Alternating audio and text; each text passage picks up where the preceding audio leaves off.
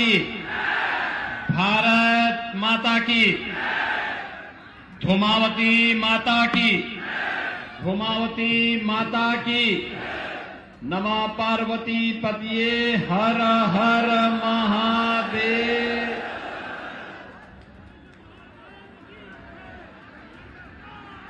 Bharatiya Janata party के लोकप्रिय सांसद मैं महेंद्र सिंह सोलंकी जी,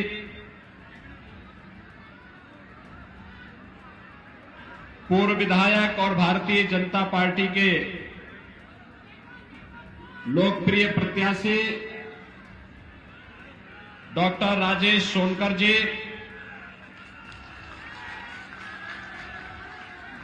जिला पंचायत के अध्यक्ष श्रीमती लीला देवी मेरुवाल जी, वरिष्ठ नेता श्री बहादुर सिंह पिलवानी जी, श्री मनोहर लाल मंडलोई जी, अजय सिंह बघेल जी, राय सिंह सैंधव जी, आनंदी लाल जी राठवा, सुप्रसिद्ध कथा व्यास स्वामी रामकृष्ण उपाध्याय जी,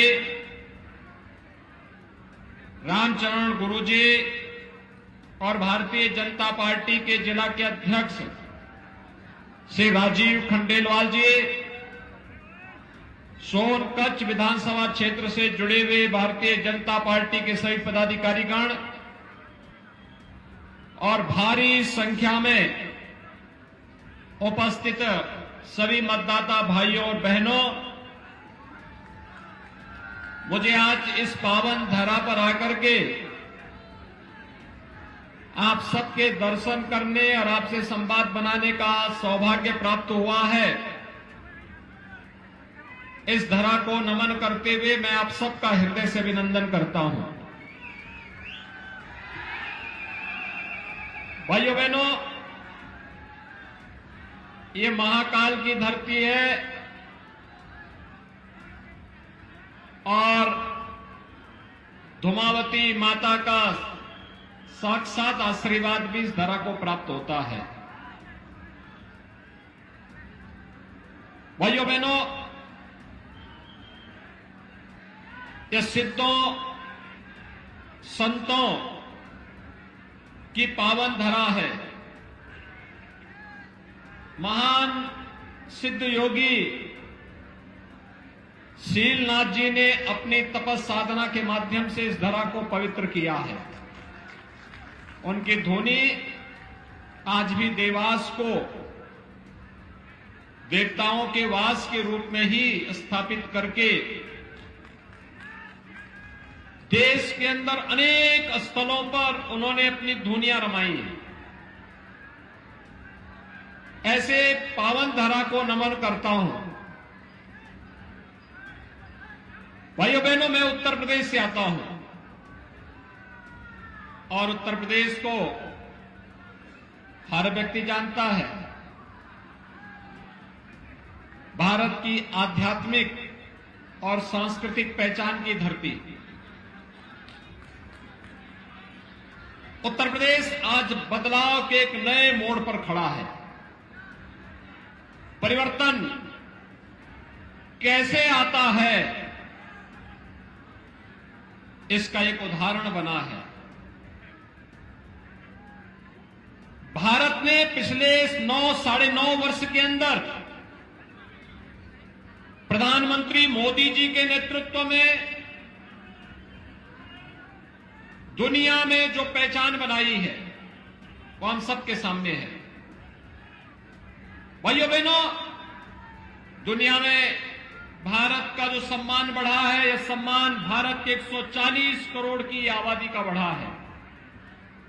2014 के पहले भारत का नागरिक दुनिया में कहीं जाता था, सम्मान नहीं पाता था। 2014 के बाद हर भारतवासी को दुनिया में सम्मान मिल रहा है। भारत के बारे में लोगों की धारणा बदली है, दुनिया की धारणा बदली है और दुनिया के हर संकट में समाधान लोग भारत की ओर और प्रधानमंत्री मोदी जी की ओर आशा भरी निगाहों के साथ देखते हैं। ये जो मजबूती भारत की आई है, ये केवल दुनिया में जाकर के मजबूती होने से नहीं हुआ है।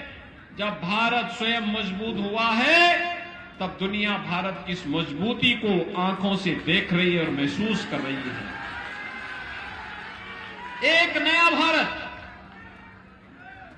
एक नया भारत का दर्शन हो रहा है। जो नया भारत 140 करोड़ लोगों को एकजुट होकर के भी रख सकता है, रखने की सामर्थ्य रखता है, तो अपनी आस्था के स्थलों को भी सम्मान देना जानता है। अपने दोस्तों के साथ दोस्ती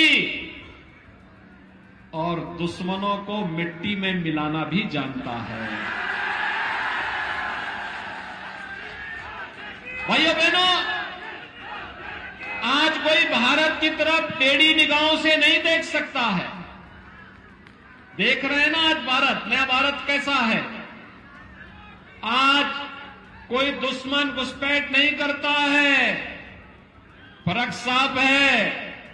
14 के पहले का भारत कांग्रेस नेतृत्व का एक ऐसा भारत था जिसमें आतंकवाद था, नक्सलवाद था, अलगाववाद था, भ्रष्टाचार था, अराजकता थी। और 14 के बाद का भारत जिसमें आतंकवाद की समस्या का समाधान, नक्सलवाद की समस्या का समाधान, अलगाववाद की समस्या का समाधान और तकनीक लाकर के भ्रष्टाचार की समस्या का समाधान भी। कांग्रेस समस्या का नाम है और भाजपा समाधान का नाम है। कांग्रेस देश के विभाजन का नाम भी है। और भाइयों बहनों, अभी भी जो कुछ बीमारियां पनपाने का प्रयास कांग्रेस के द्वारा होता है, लव जिहाद के नाम पर, धर्मांतरण के नाम पर, गुंडागिर्दी के नाम पर, भ्रष्टाचार के नाम पर, इसका समाधान भी भाजपा ही है। भाजपा ही इसका समाधान करेगी। और इसीलिए ये डबल इंजन की सरकार का लाभ आपने मध्य प्रदेश में भी देखा है और उत्तर प्रदेश में भी देख रहे हैं। याद करिए, कांग्रेस की सरकार थी, कश्मीर आतंकवाद की चपेट में था। भारतीय जनता पार्टी की सरकार आई, मोदी जी प्रधानमंत्री बने, आतंकवाद की जड़ धारा 370 ही समाप्त कर दी गई। कांग्रेस थी, अयोध्या में कार सेवा भी नहीं होने देती थी और फिर कहती थी कि राम तो हुए ही नहीं।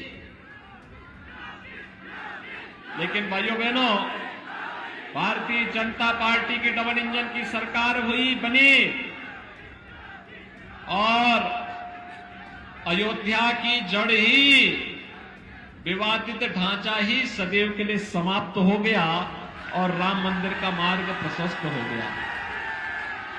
आज अयोध्या में राम मंदिर बन रहा है ना, अब तो कोई संदेह नहीं है ना किसी को। अब किसी को संदेह है क्या? अब तो 22 जनवरी 2024 को प्रधानमंत्री मोदी जी के कर कमलों से भगवान श्री राम लला अपने भव्य मंदिर में विराजमान होंगे।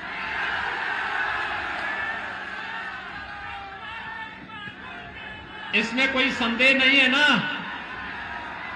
कोई संदेह है क्या? कोई संदेह किसी को नहीं होना चाहिए।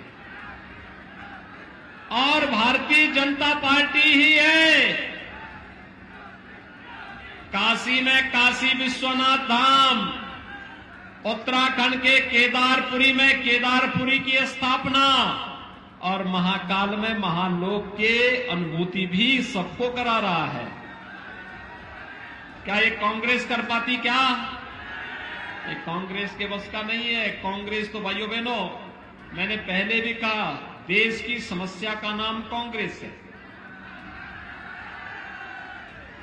और इसीलिए मैं आपसे कहने के लिए आया हूं, कांग्रेस अगर चाहती, लंबे समय तक शासन किया था, कांग्रेस ने लंबे समय तक शासन किया था। और भाइयों बहनों, अगर कांग्रेस साथी उनको लेके चले जाओ वहां से, तुरंत उठा के उनको मेडिकल एड दिला दो। आराम से उठाओ भाई।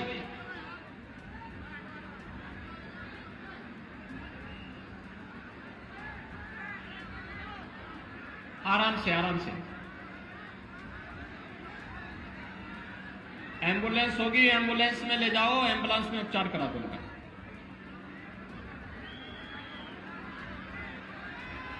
भाइयों बहनों, सांसद जी आप चले जाइए।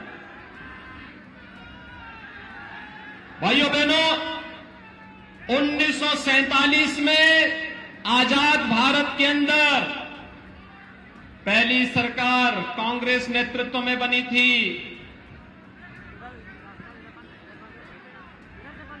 1952 में पहला आम चुनाव कांग्रेस की सरकार बनी थी। 1957 कांग्रेस नेतृत्व की सरकार थी।